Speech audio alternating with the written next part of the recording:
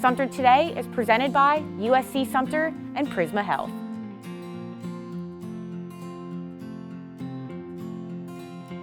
You know, you start off with the little ones and they go home and it just kind of, you know, it's like a circle thing. You know, they'll tell their parents, they'll tell their uncles, aunts, whatever, you know, about what they learn in school about cleaning. This is our litter education kit program, and we wanted a way to reach a lot of different schools to talk about how litter is a problem, but we wanted it to be standards-based so that it's not taking time away from what the students need to be learning in classrooms. And so we created a kit for every public school and every private school in Sumter County. We're delivering those and they're available for any teacher to borrow. And they really work for any age between kindergarten to 5th grade, but they're really well suited to the 1st grade standards. Litter is a huge problem across the state, across the country, and certainly locally in Sumter County.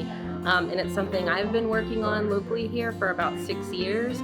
And in the last few years, there's been a huge uptick in interest to kind of try to solve this problem. The city's doing some really great work with cleanups and education. So it's really nice to see that. And I feel like it's making a difference and we're getting the public involved.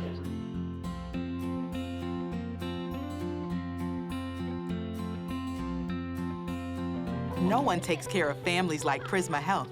As South Carolina's largest health system, we have nearly 600 primary care doctors across the Midlands and upstate.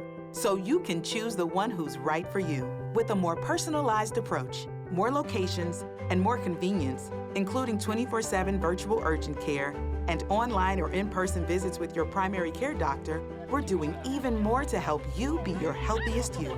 Prisma Health, the primary care experts. Group will have basically a little town or a watershed, which is an area of land that drains to the same water body. And they'll have little houses and pet dogs and cars that they can kind of populate their town with. And then they'll discuss what might be some litter sources in that town. And then we have different items to mimic litter. So we have paper scraps to mimic, you know, things like paper or plastic that might get thrown out of a car window. We have oats to mimic food scraps. All kinds of different types of litter so that they can actually apply those to the watershed and kind of see, well, it doesn't look as nice now that it's covered in all of this litter. And then the teacher will come around with a pitcher of water and say, a rainstorm is coming, and they can pour the water on the kit and all the litter kind of gets carried to the water bodies.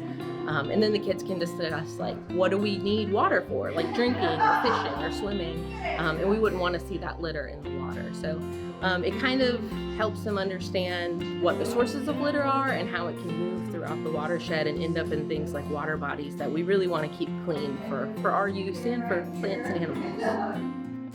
Yeah, we just had a cleanup this weekend, and we had a tire buyback program too this weekend. And tire buyback program, we gave over $2,000 out. So we had a lot of tires. We probably took about 6 truckloads to the landfill this weekend. So it was great. It was the best one we had so far. And then with the trash, we picked up over 10,000 pounds of trash. We picked up 410 bags and had over 170 people volunteered and came out and cleaned up. And we got 3 more groups going to clean up this week. It's got youth groups, we got individuals. I mean, just corporate, companies been coming out and cleaning up. It's been pretty good. I was kind of a little hesitant at first by how it was going to work, but it really has. Sumter has been great.